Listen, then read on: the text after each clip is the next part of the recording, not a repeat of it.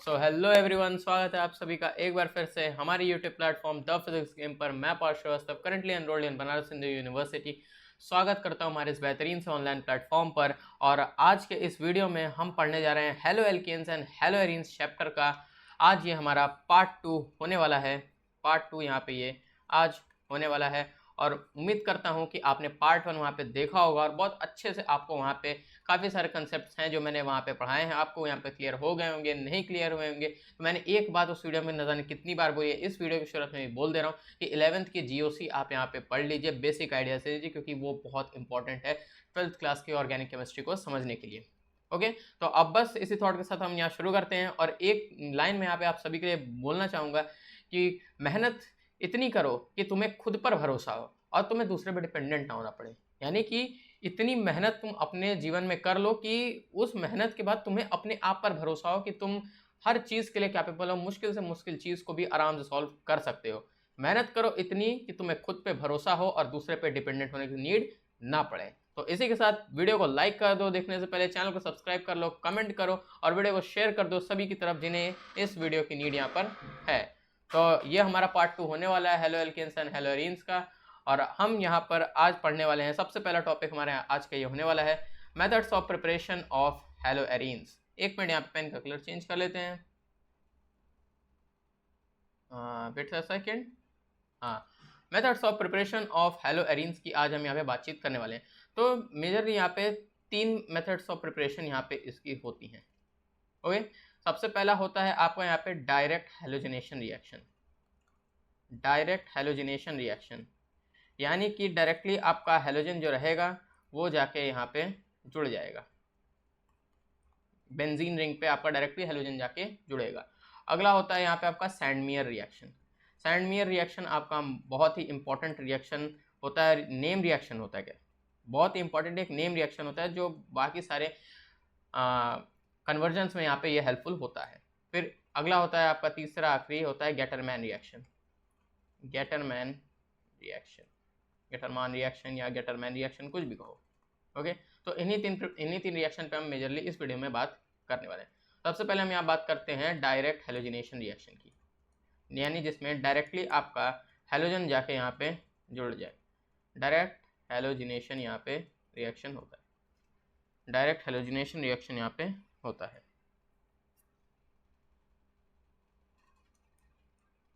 तो अब direct halogenation reaction में यहाँ पे क्या होगा, क्या होगा? ओके, डायरेक्ट हेलोजिनेशन रिएक्शन में क्या होता है कि आपकी ये बेंजीन रिंग है, ठीक है। अब यहाँ पे ये जो क्लोरीन है ये जाके इससे जुड़ेगा। कैसे जुड़ेगा? यहाँ पे हम कैटलिस्ट यूज़ करेंगे। फिजिकल केमिस्ट्री में केमिकल काइनेटिक्स चैप्टर में मैंने कैटलिस्ट के बारे में यहाँ पे पढ़ाया है और आपको कैटलिस्ट का मतलब यहाँ पे समझ में आना चाहिए। एक ऐसे तरीके का सब्सटेंस जो रिएक्शन में बिना पार्ट लिए ही उस रिएक्शन को तेज कर दे और उसमें चेंजेस ला के प्रोडक्ट्स को फॉर्म करके दे दे। ओके, तो हम एनसीईआरटी के थ्रू एक बार जा लेते हैं, देख लेते हैं एनसीईआरटी को भी, क्योंकि आपको यहाँ पे भरोसा एनसीईआरटी पे, क्योंकि आपको एनसीईआरटी ही पढ़नी है। तो हम एनसीईआरटी के थ्रू ही आपको यहाँ पे पढ़ाएंगे, आपको टेंशन लेने की कोई ज़रूरत नहीं होगी। तो देखिए, डायरेक्टली आपकी बेंजीन रिंग है। अब यहाँ क्या होगा, यहाँ पे हम डालेंगे FeCl3। एक सेकंड, हाँ, ये FeCl3 हम यहाँ पे डालेंगे और ये किस में रहेगा? डार्क लाइट में। FeCl3 का प्रेजेंस यहाँ पे रहेगा डार्क लाइट के प्रेजेंस में। हम इसको यहाँ पे डालेंगे और फिर ये जो क्लोरीन है ये जाके हमारे बेंजीन पे लग जाएगा और हमें यहाँ पे हेलो एरीन अपना मिल जाएगा। तो बस ये क्या होगा, यहाँ पे एक जाएगा और ये आपका यहाँ पर क्लोरीन लग जाएगा।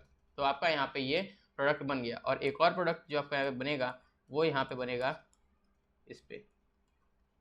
तो ये आपका मेजर प्रोडक्ट हो जाएगा और ये आपका माइनर प्रोडक्ट हो जाएगा। जब भी पैरा पोजीशन पे आपका जाके कोई भी हेलोजन लगे तो या कोई भी अदर ग्रुप या कंपाउंड कुछ भी लगे तो वो आपका मेजर प्रोडक्ट होता है और जो ऑर्थो पे लगे वो आपका यहाँ पे माइनर प्रोडक्ट होगा, माइनर प्रोडक्ट होता है। बस इतनी बात यहाँ पे डायरेक्ट हेलोजिनेशन रिएक्शन में होती है। आप कोई भी एक हेलोजन लेंगे, चाहे वो क्लोरीन हो, ब्रोमीन हो, जो कोई भी ले लें, और उसका प्रेजेंस यहाँ पे आप FeCl3 को आप वहाँ पे एज अ कैटलिस्ट यूज़ करेंगे डार्क लाइट के प्रेजेंस में, तब जाके आपको वहाँ पे हेलो एरीन वहाँ पे मिल जाएगी। एक मिलेगा मेजर प्रोडक्ट, एक मिलेगा आपको वहाँ पे माइनर प्रोडक्ट। ये होता है बस बात डायरेक्ट हेलोजिनेशन रिएक्शन में। अब हम बात करते हैं अपने अगले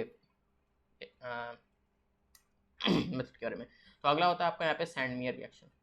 सैंडमेयर रिएक्शन आपका बहुत ही इंपॉर्टेंट एक नेम रिएक्शन होता है जिसकी नीड आपको आगे चल के बहुत पड़ेगी। अब सैंडमेयर रिएक्शन में क्या रहता है कि आपका एक कंपाउंड होता है जिसे हम बेंजीन डाइजोनियम क्लोराइड कहते हैं, benzene diazonium chloride, benzene diazonium chloride. और बेंजीन डाइजोनियम क्लोराइड का जो स्ट्रक्चर होता है वो कुछ ऐसा होता है, ये बेंजीन रिंग है और यहाँ पे आपका N2+ और Cl- होता है। तो ये आपके यहाँ पे बेंजीन डाइजोनियम क्लोराइड होती है। एक बार मैं यहाँ पे चेक भी कर लेता हूँ सही बना रहा हूँ कि नहीं। बिल्कुल सही है। तो देखिए बेंजीन डाइजोनियम क्लोराइड जो रहता है इस पे जब आप डालते हैं Cu2X2, X2 मतलब कि हाइड्रोजन, और हाइड्रोजन आपका यहाँ पे X बराबर Cl(Br) हो सकता है।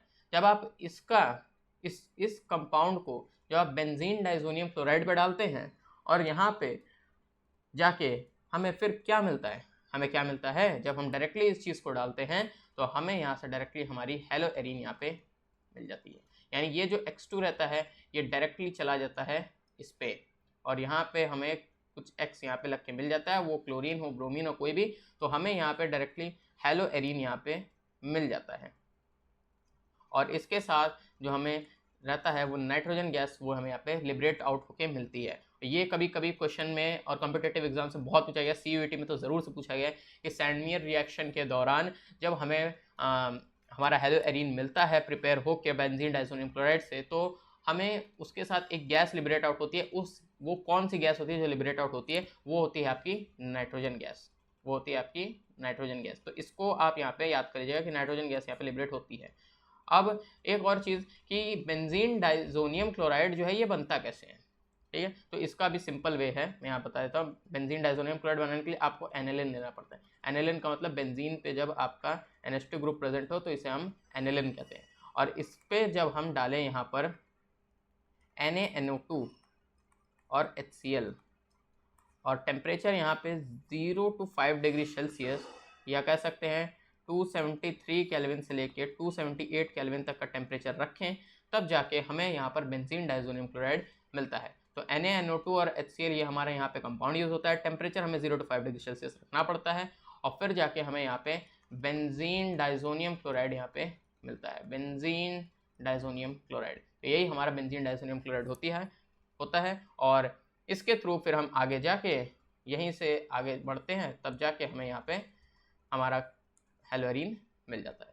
तो आपको बहुत अच्छे से यहाँ पे सैंडमेयर रिएक्शन समझ में आ गई होगी। तो अब हम यहाँ पे अपने आखिरी रिएक्शन की बात करते हैं और जो हमारा आखिरी रिएक्शन है वो हमारे यहाँ पे गैटरमैन रिएक्शन है। वैसे गैटरमैन रिएक्शन का ज़्यादा यूज़ तो है नहीं, गैटरमैन रिएक्शन आता ही बहुत कम है, गैटरमैन रिएक्शन तो, लेकिन तब भी आपको यहाँ पे थोड़ा आइडिया लगना चाहिए, आपको मालूम चाहिए कि गैटरमैन रिएक्शन काम कैसे करता है। तो यहाँ पे कुछ नहीं होता है, यहाँ कुछ भी नहीं होता है। आप बस बेंजीन डाइजोनियम क्लोराइड को उठाते हो, ऐसा मैंने यहाँ पे लिखा हुआ है। आप यहाँ पे ये बेंजीन डाइजोनियम क्लोराइड है, बस इसके ऊपर जैसे आप यहाँ पे Cu2X2 डालते हो, कॉपर क्लोराइड या कॉपर ब्रोमाइड, तो यहाँ पे ऐसा नहीं होता। यहाँ पे बस आप यहाँ पे कॉपर का पाउडर डाल देते हैं, कॉपर का पाउडर डाल दो और यहाँ पे एक एसिड भी ले लो, H+ और Cl-। HCl के प्रेजेंस में कॉपर पाउडर को जब हम बेंजीन डाइजोनियम क्लोराइड पे डालेंगे तब हमें यहाँ पे हमारा करस्पॉन्डिंग हेलोएरीन मिल जाएगा।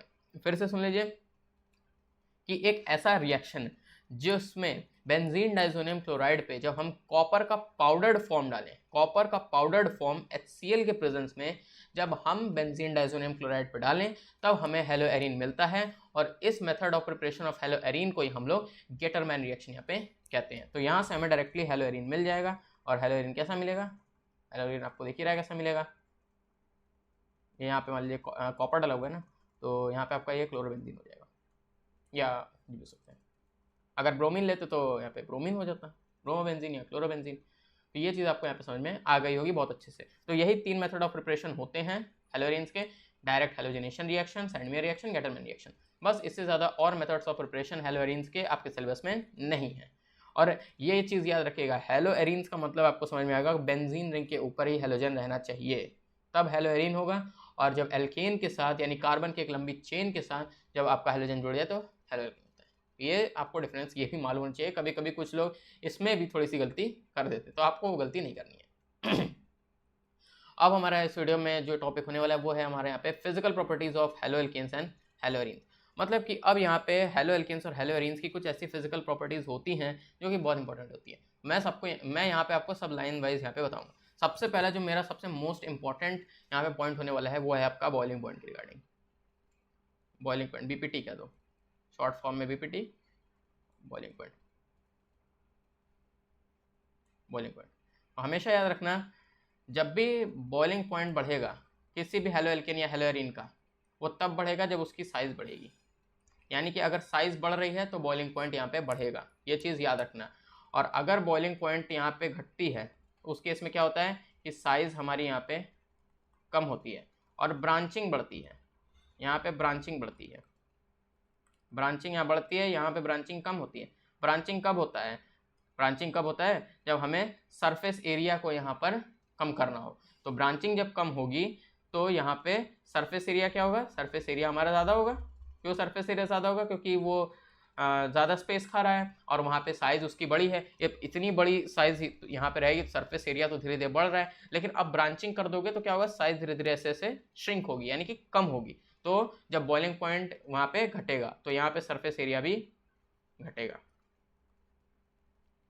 ये मोस्ट इंपॉर्टेंट पॉइंट है जिसको मैं हमेशा लेके चलता हूँ अपने दिमाग में बॉइलिंग पॉइंट के रिगार्डिंग, क्योंकि यहाँ पे ये सबसे सिंपल वे होता है लर्न करने का। बॉइलिंग पॉइंट बढ़ रहा है तो मतलब साइज बढ़ रहा है उस कंपाउंड का, वहाँ पे ब्रांचिंग कम हो रही है, सरफेस एरिया वो ज़्यादा ले रहे हैं, यानी कि स्पेस ज़्यादा हो रही है और वहाँ पे श्रिंकिंग नहीं हो रही है। और बॉइलिंग पॉइंट जब कम हो रहा है तो मीन साइज वहाँ पे छोटी होती जा रही है उस कंपाउंड की, वहाँ पे ब्रांचिंग बढ़ाई जा रही है और सरफेस एरिया वहाँ पे कम है। अब ब्रांचिंग क्या होता है ये चीज़ तो आपको मालूम होना चाहिए। जैसे मान लीजिए लंबी सी कार्बन की चेन लगी हुई है, यहाँ पे एक हेलोजन लग गया है, ये तो हमारा यहाँ पे स्पेस ज़्यादा ले रहा है, सरफेस एरिया ज़्यादा ले रहा है। अब हम चाहते हैं कि इसका सरफेस एरिया कम हो जाए, तो फिर इसकी जगह हम क्या कर देंगे, यहाँ पे ये जो आपका कार्बन है, यहाँ क्लोरीन हम मान लीजिए यहाँ कहीं लगा देंगे, दूसरे कार्बन पे लगा हुआ है, दूसरे कार्बन पे, तो बस यहाँ पे क्या हुआ, हमारा ये साइज़ जो है ये थोड़ा सा कम हो गया, तो सरफेस एरिया कम हो गई, तो यहाँ पे इसकी जो बॉइलिंग पॉइंट है वो यहाँ पे डिक्रीज़ कर गई। लेकिन यहाँ पे जो बॉइलिंग पॉइंट है वो यहाँ पे इंक्रीज करे, जितना साइज बढ़ रहा है उतना ये इंक्रीज करती जा रही है, और जितना साइज कम हो रहा है उतनी बॉइलिंग पॉइंट यहाँ पे करती जा रही है। तो बॉइलिंग पॉइंट के रिगार्डिंग आपको ये चीज़ तो यहाँ पे समझ में आ गई होगी। अब हम दूसरा पॉइंट लिखते हैं। अब दूसरा पॉइंट जो है वो मैंने स्पेसिफिकली आप लोग के लिए यहाँ पे लिखा हुआ है, यहाँ पे डेंसिटी के बारे में, बॉइलिंग पॉइंट के बारे में बाद हम यहाँ बात करेंगे डेंसिटी की। डेंसिटी का मतलब होता है साइज, डेंसिटी का मतलब होता है साइज। अब साइज हेलोजन में क्या होता है, अगर तुम्हें नहीं मालूम है तो मैं बता दे रहा हूँ कि फ्लोरीन का जो साइज होता है वो सबसे छोटा होता है। फ्लोरीन का साइज यहाँ पे सबसे छोटा, एक सेकेंड ये यहाँ पे थोड़ा गलत ड्रॉ हो गया, कोई टेंशन नहीं लेने का, इसको मैं अभी यहाँ पे ठीक कर देता हूँ। ओके, हाँ तो देखिए फ्लोरीन सबसे छोटा होता है, उससे बड़ा क्लोरीन होता है, उससे बड़ा ब्रोमीन होता है और उससे बड़ा यहाँ पे आयोडीन होता है। यानी कि आयोडीन का साइज जो रहता है वो सबसे ज़्यादा होता है, सबसे जाइगेंटिक होता है ये, और जो फ्लोरीन होता है इसकी साइज सबसे छोटी रहती है। इसीलिए फ्लोरीन की इलेक्ट्रोनेगेटिविटी काफ़ी हाई होती है, फ्लोरीन की इलेक्ट्रोनेगेटिविटी काफ़ी हाई होती है। मैंने अभी इनऑर्गेनिक केमिस्ट्री नहीं पढ़ाई है, जब मैं इनऑर्गेनिक केमिस्ट्री पढ़ाऊंगा तो उस टाइम पे आपको इन सब चीज़ों की नीड होगी, आपको ये सब चीज़ें याद रहनी चाहिए, इसलिए मैं आपको यहाँ पे पहले बता दे रहा हूँ। तो इलेक्ट्रोनेगेटिविटी फ्लोरीन की बहुत ज़्यादा हाई होती है उसकी साइज़ छोटी होने की वजह से, और आयोडीन की इलेक्ट्रोनेगेटिविटी जो रहती है, ये समझ लेना ये यहाँ पे कम होती है। यानी कि एक और चीज़, अगर साइज़ बढ़ाएंगे यानी कि डेंसिटी बढ़ेगी तो इलेक्ट्रोनेगेटिविटी जो है वो यहाँ पे कम होगी, यानी जितनी छोटी साइज इलेक्ट्रोनेगेटिविटी उतनी ज़्यादा। तो यहाँ से डेंसिटी में हम क्या लिख सकते हैं कि हमारा RI जो है वो सबसे बड़ा है और इस ऑर्डर में ये डिक्रीज कर रहा है, FCl BRI, हाँ ये RBr हो जाएगा, फिर यहाँ ये RCl हो जाएगा और फिर यहाँ पे ये RI हो जाएगा। तो आपको ये चीज़ यहाँ पे समझ में आ गई होगी कि डेंसिटी इस ऑर्डर में लगती है। ये RF होगा, सॉरी मैंने RI लिख दिया, RF होगा। एक मिनट, नेक्स्ट पेज पे मैं इसको अच्छे से ड्रॉ कर देता हूँ। देखिए ये आपका डेंसिटी का ऑर्डर है, RI, RBr, RCl और RF। ये डिक्रीजिंग ऑर्डर यहाँ पे है, ये डिक्रीजिंग ऑर्डर है डेंसिटी का। एक second, decreasing order of density, decreasing order of density, density के अकॉर्डिंग ये डिक्रीजिंग ऑर्डर यहाँ पे है। तो ये बात आपको यहाँ पे डेंसिटी के रिगार्डिंग समझ में आ गई होगी। अब हम तीसरे पॉइंट की बात करते हैं। तीसरा पॉइंट जो मैंने यहाँ पे आप लोगों के लिए लिखा हुआ है कि यहाँ पर रूम टेम्परेचर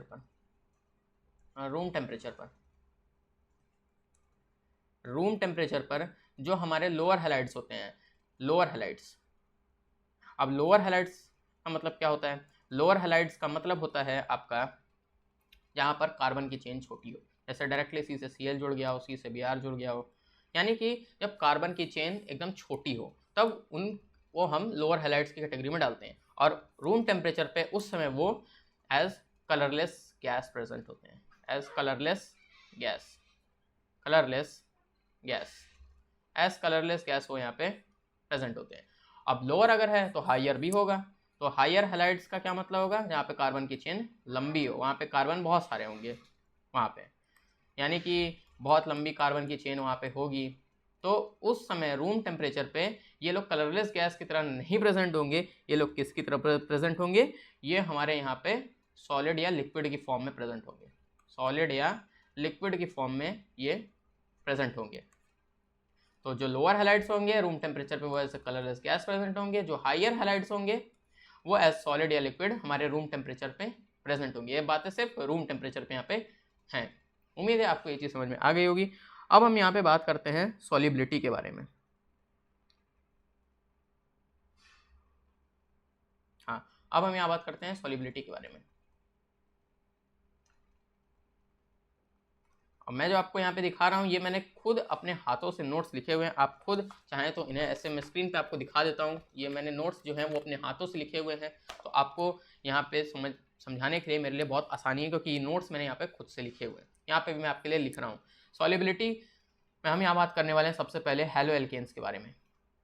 तो अब एक चीज़ आपने देखा होगा, मैंने जब आपको CX बॉन्ड का नेचर पढ़ाया था, कार्बन हाइड्रोजन बॉन्ड का, तो वहाँ पर उनके बीच का जो बॉन्ड होता है वो पोलराइजिंग नेचर का होता है, यानी कि वो पोलराइज्ड होता है। तो इससे हम कह सकते हैं कि हैलो एल्केन्स जो रहते हैं वो पोलर होते हैं। हैलो एल्केन्स पोलर जरूर होते हैं, लेकिन ये तब भी क्या रहता है, ये पानी में डिजोल्व नहीं हो सकते, but they are insoluble in water. ये पानी में सोल्यूबल ही नहीं होते हैं। मतलब जैसे ही तुम हैलो एल्केन्स को पानी में डालोगे उनकी सॉल्युबिलिटी वहाँ पे शो नहीं करेगी, वो बहुत इनसोल्यूबल रहेंगे, वो डिजोल्व नहीं होंगे। क्यों ऐसा होगा? क्योंकि वहाँ पर उस केस में ये लोग क्या करेंगे, क्या नहीं कर पाएंगे? क्योंकि ये लोग हाइड्रोजन बॉन्ड फॉर्म नहीं कर पाएंगे, because they can not form hydrogen bond. यानी कि जो हाइड्रोजन बॉन्डिंग का कंसेप्ट आता है वो यहाँ पे नहीं होता है। They can not form hydrogen bond with water. पानी के साथ वो हाइड्रोजन बॉन्डिंग यहाँ पे नहीं कर सकते हैलो एल्केन्स, इसलिए ये पोलर होने के बावजूद, इलेक्ट्रोनेगेटिव होने के बावजूद ये पानी में इनसोल्यूबल ही रहेंगे। चाहे कितनी भी कोशिश कर लो, ये हाइड्रोजन बॉन्डिंग नहीं बना सकते हैं, इसलिए ये पानी में पोलर होने के बावजूद इनसोल्यूबल ही रहेंगे। हैलो एल्केन्स का केस तो यही होता है।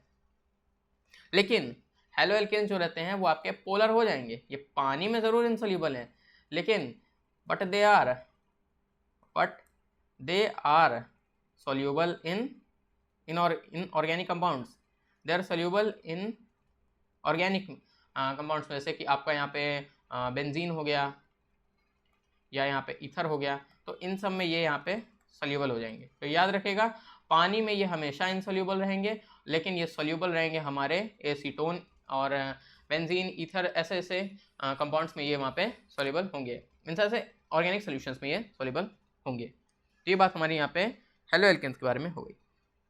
बॉइलिंग पॉइंट का कंसेप्ट हमने देख लिया है। जैसे बॉइलिंग पॉइंट मैंने यहाँ पे आपको दिखाया, बॉइलिंग पॉइंट दिखा दिया, डेंसिटी दिखा दी, आपको रूम टेम्परेचर पे बातें बता दी, सॉल्युबिलिटी बता दी। अब हम यहाँ पे एक बात यहाँ पे और करने वाले हैं कि एक चीज़ और यहाँ पे लिख लो, पांचवी बात बॉइलिंग पॉइंट से रिलेटेड है। बॉइलिंग पॉइंट से रिलेटेड है, अगर हमारा यहाँ पे बीपीटी बढ़ा तो वंडरवॉल्स फोर्स ऑफ अट्रैक्शन आपने जानते होंगे, वंडरवॉल्स फोर्स ऑफ अट्रैक्शन भी यहाँ पर आपके बढ़ जाएंगे। वंडरवॉल्स फोर्स ऑफ अट्रैक्शन आपके जो हैं वो यहाँ पे बढ़ जाएंगे, क्योंकि अगर बॉइलिंग पॉइंट डिक्रीज होता है तो वंडरवॉल्स फोर्स भी डिक्रीज होता है। तो यहाँ पे वंडरवॉल्स फोर्स ऑफ अट्रैक्शन जो रहेगा, वंडरवॉल्स का इंट्रैक्शन ही लिख लो सीधा, फोर्स ऑफ अट्रैक्शन इंट्रैक्शन, ये जो रहेगा वो यहाँ पे बढ़ जाएगा। यानी कि बॉइलिंग पॉइंट ज़्यादा रहेगी तो वंडरवॉल्स इंट्रैक्शन भी ज़्यादा होगा। और अगर यही सेम चीज़ अगर कम होगी तो ये भी यहाँ पे कम हो जाएगी। ओके, अब हम यहाँ बात करते हैं अपने एक और पॉइंट के बारे में। अब यहाँ बात करते हैं कि जो आपके हेलो एल्केन्स होते हैं आइसोमेरिक, आपने आइसोमेरिज्म पढ़ा होगा। Isomerism, structural isomerism, chain isomerism. अब इनका मतलब मैं आपको बताता हूँ। स्ट्रक्चरल आइसोमेरिज्म का मतलब होता है कि ऐसे कंपाउंड्स जिनका स्ट्रक्चरल फार्मूला सेम हो, स्ट्रक्चरल फार्मूला सेम हो लेकिन उनका केमिकल नाम दूसरा हो, उनका नेमिंग दूसरा हो। और एक होता है आपका चेन आइसोमेरिज्म। चेन आइसोमेरिज्म या पोजीशन आइसोमेरिज्म, मतलब उस केस में नाम सेम हो, नेमिंग सेम हो, लेकिन उनका स्ट्रक्चर थोड़ा सा डिफरेंट हो, यानी कि थोड़ा सा अलग तरीके का उनका स्ट्रक्चर हो। मैं आपको एज इट इज़ वहाँ पे आपको बता दूंगा, फर्दर वीडियोस में मैं कवर करूँगा तो आपको वहाँ पे बताऊँगा। तो फिलहाल क्या हम यहाँ देखते हैं कि आइसोमेरिक हेलो एल्केन्स में क्या होता है कि बॉइलिंग पॉइंट जैसे जैसे आपकी यहाँ पर ब्रांचिंग बढ़ने पर डिक्रीज करती है, क्योंकि ब्रांच हेलो एल्केन्स में सरफेस एरिया कम होता है, वनडरवॉल्स अट्रैक्शन कम होते हैं, तो एज इट इज़ आपको यहाँ पे देखने को मिल जाते हैं। अब मैंने ये तो आपको बता दिया कि हेलो एल्केन्स की पोलैरिटी क्या होती है, और नहीं अगर आपको समझ में आया तो फिर से लिख देता यार। Haloalkanes are polar, haloalkanes are polar क्यों? Due to electronegativity of